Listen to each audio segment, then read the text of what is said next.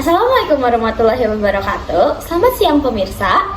Kali ini saya akan mewawancarai kedua narasumber. Bersama saya Kalisa Sabria Samsi akan membahas soal pro dan kontra media sosial. Seperti yang kalian tahu, media sosial kini sudah menjadi bagian penting dalam kehidupan remaja, seperti Instagram, TikTok, dan WhatsApp.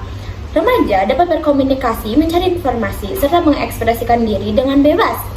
Tidak dapat dipungkiri, media sosial juga sangat membantu dalam belajar dan memperluas wawasan. Nah, tapi ada ke minusnya juga. Nah, dengan itu kami akan mengundang dua narasumber, yaitu Ardini Najla Sakira Wardana dan Nakesha Suryadina Hendriana Putri. Oke, halo. Hai. Oke, seperti yang kalian tahu, remaja masa kini tuh sering banget nih menggunakan handphone untuk kehidupan sehari-hari kan, termasuk juga untuk belajar dan menghibur diri sendiri. Nah, aku mau tanya, apa sih yang kalian ketahui tentang media sosial? Menurut aku nih ya, media sosial itu adalah sebuah aplikasi yang sangat canggih di masa sekarang, yaitu yang bisa mengakses apa saja, terutama bisa menjadi sarana hiburan, terus melihat-lihat dan mengetahui informasi terkini, dan juga bisa menjadi sarana belajar buat terutama bagi para remaja-remaja ya. Oh gitu. Menurut Anda? Menurut aku, kalau media sosial itu adalah aplikasi yang kita bisa membantu, misalkan membantunya itu bisa belajar dari aplikasi media sosial, terus juga informasi yang terkini, tren-tren yang sekarang, apalagi di TikTok gitu ya. Benar Bener banget nih. Nah, menurut kalian, bagaimana perkembangan media sosial sejak awal kemunculannya hingga saat ini sih? Perkembangan media sosialnya itu, pertama kita lebih cepat mendapatkan informasi yang terkini di media sosial. Tapi minusnya itu juga kadang kan informasi itu gak valid atau nggak benar tuh. Kita juga harus jaga-jaga. Gitu. Menurut Anda? Perkembangannya sangat amat wow ya, karena dengan perkembangan teknologi, perkembangan media sosial ini, kita juga bisa mengetahui update terkini gitu kan. Sekarang ada SG gitu, story Instagram, jadi kita bisa tahu orang-orang lagi ngapain aja gitu kan. Terus juga ada konten-konten yang bisa menghibur lah gitu kalau atau apa. Benar banget nih, apalagi remaja-remaja Gen Z ini suka galau ya. Aduh. Nah, emang ada sisi positifnya, tapi masalah apa sih yang menurut kalian terjadi berkaitan dengan penggunaan media sosial di kalangan remaja? Menurut saya, masalah yang terjadi di kalangan remaja ini yang paling top nih ya adalah cyberbullying, karena ini tuh berdampak sangat besar pada mental remaja yang masih dibilang belum stabil, karena umurnya tuh masih remaja dan belum mencapai umur yang 18 lah gitu, belum dewasa. Jadi itu adalah salah satu masalah yang sering terjadi di kalangan remaja. Oke. Kalau menurut aku, yang tadi aku bilang nih, yang tentang informasi yang terkini, kan kadang informasi itu nggak valid tuh. Terus kan itu kadang informasinya benar atau salah. Nah itu kan membuat kita bingung nih. Itu juga. Benar. Apakah kalian sepakat bahwa media sosial dapat menjadi sarana berkomunikasi dan sarana belajar yang baik? Cukup baik, dan mungkin kalau misalkan di media sosial itu kalau untuk buat belajar sih lebih bagus ya, lebih detail banget. Apalagi kalau misalkan kita belajar tentang hal-hal yang terbaru di media sosial, itu bagus banget. Nah, oke, menurut Anda? Ya, kalau kita menggunakan media sosial dengan baik, bakal berguna baik juga. Tapi kalau sebaliknya kita nggak pakainya nggak baik, ya nggak baik juga sih.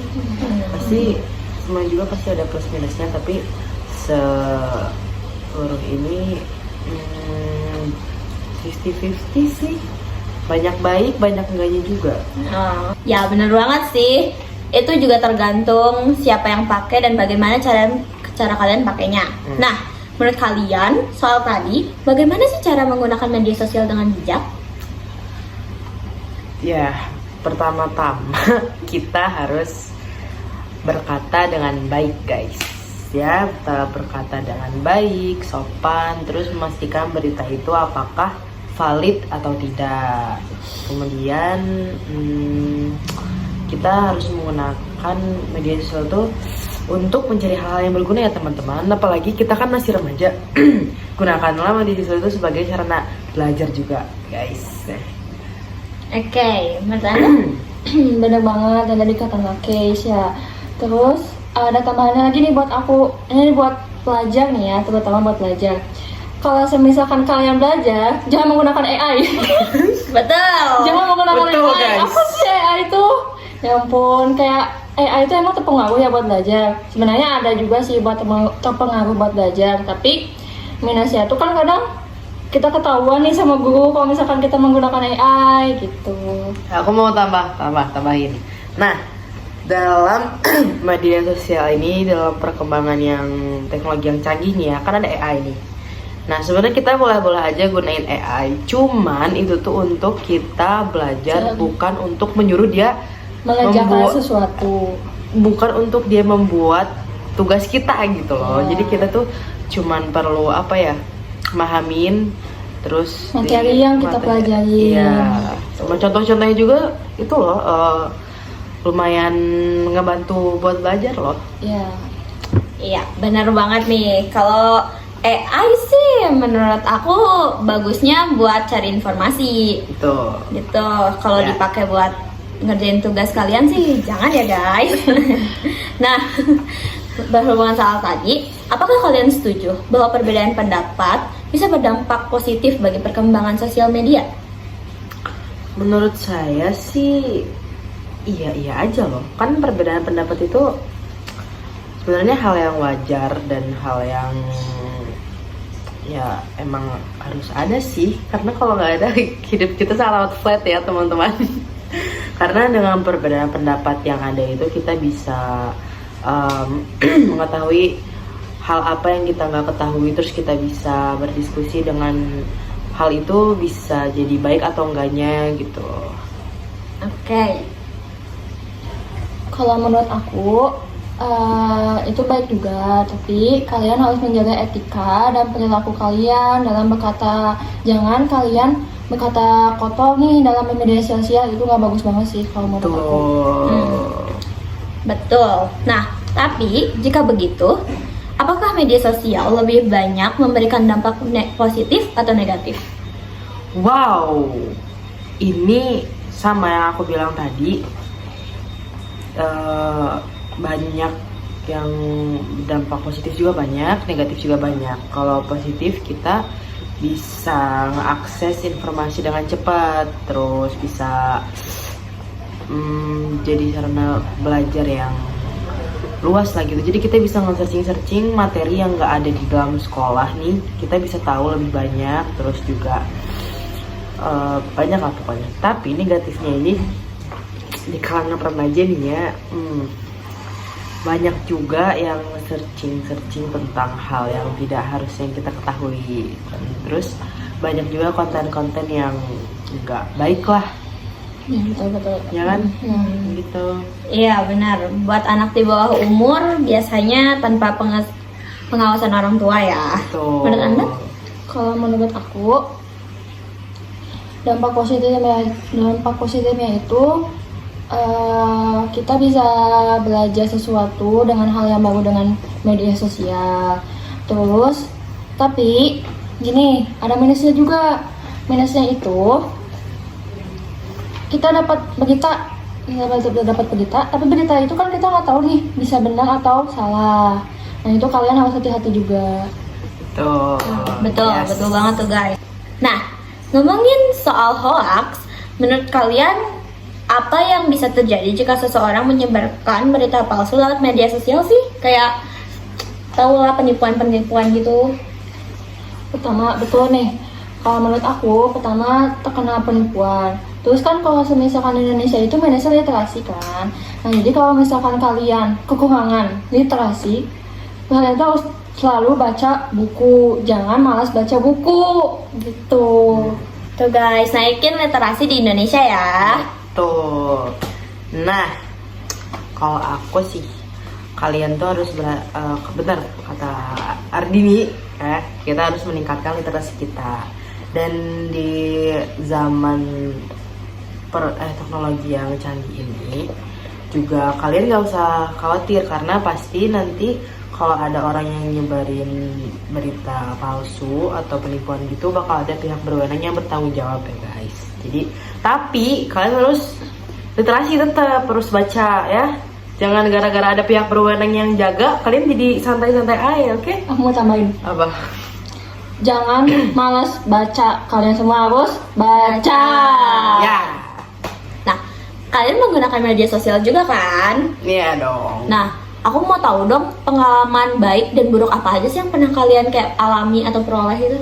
Wow, kalau pengalaman baik nih, aku ini sering banget pengguna TikTok dan YouTube guys, dan IG juga sih. Tapi Seringan scroll gitu. enggak scroll juga. TikTok tuh bisa berguna loh.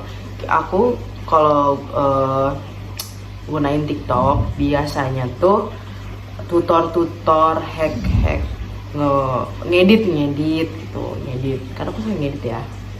Nah terus kalau di YouTube biasanya lebih banyak sih. Biasanya aku nggak akses YouTube itu buat belajar, biasanya trik-trik yang gampang soal MTK. Terus biasanya video-video operasi gitulah, terus tentang kesehatan gitu. Pokoknya aku sering pakai banyak gitu di YouTube. Dan terakhir IG tuh biasanya aku gunain buat tahu gimana orang lagi ngapain gitu kan. Kita bisa ngeliat SG-nya kayak akun tadi bilang.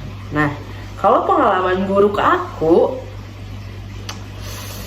kayaknya sih gara-gara aku kurang baca ketentuan Shopee ya guys. Jadi aku waktu itu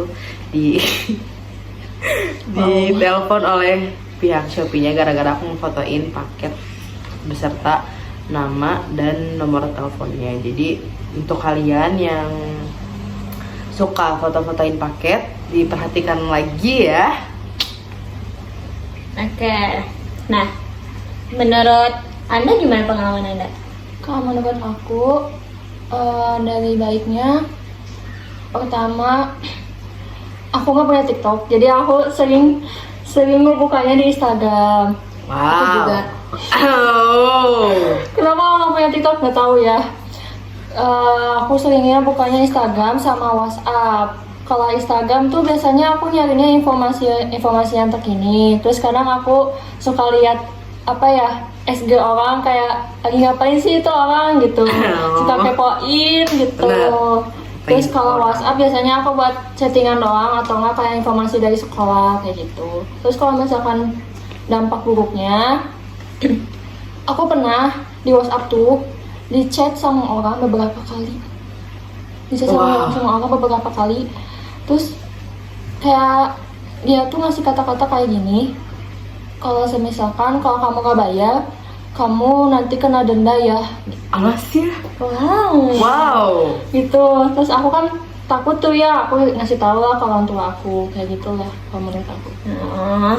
Ya guys, kalian harus hati-hati karena semua media sosial itu ya ada dampak buruk, ada dampak baiknya juga. Betul. Nah, aku pengen tahu deh perasaan kalian pas kayak mengalami dampak negatifnya itu gimana sih?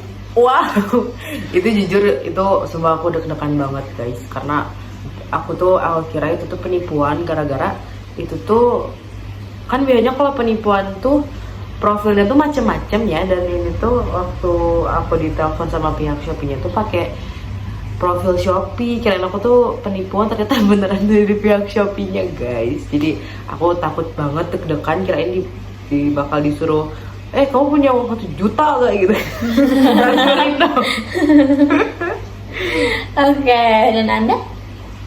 Kalau menurut aku pas dapat chat itu, aku kaget, aku shock banget. Karena kayak, kenapa orang itu bisa mendapatkan nomor aku? Bener Kenapa banget. orang itu bisa mendapatkan nomor aku? Kayak kaget, terus aku langsung, ya aku blokir aja itu WhatsApp itu. Tapi pas aku diblokir itu, dia WA lagi dengan nomor yang berbeda. Oh my god. God. Terus kamu jawab Kak? Kalau aku sih, aku nggak jawab, aku langsung blokir. Oh, Karena keren. kalian tuh kalau misalkan dapatkan nomor yang nggak kenal, kalian tuh harus buku-buku diblokir guys. Jangan sampai nggak sampai diblokir gitu. Ya, dan hati-hati ya dalam menyebarkan nomor kalian. Kayak takutnya nomor kalian tuh kesebar ke pihak-pihak yang bahaya juga. Nah, jadi kesimpulannya teman-teman, perbanyak literasi kalian, hati-hati dalam menggunakan media sosial. Ini tuh berdampak banget bagi kehidupan ya, terutama Bener kayak banget. remaja-remaja seperti SMA, SMP, SD juga bahkan Iya. bisa. Dan untuk konten-konten kalian harus berhati-hati juga soal itu. Nah, Banget. ya, terima kasih kepada dua narasumber. Ya, terima kasih juga Iya. pewawancara Kalisa Sabria Samsi telah mengundang kita untuk diwawancarai seputar pro dan kontra media sosial untuk remaja. Iya, terima kasih ya teman-teman yang sudah menonton. Kita pamit undur diri. Assalamualaikum warahmatullahi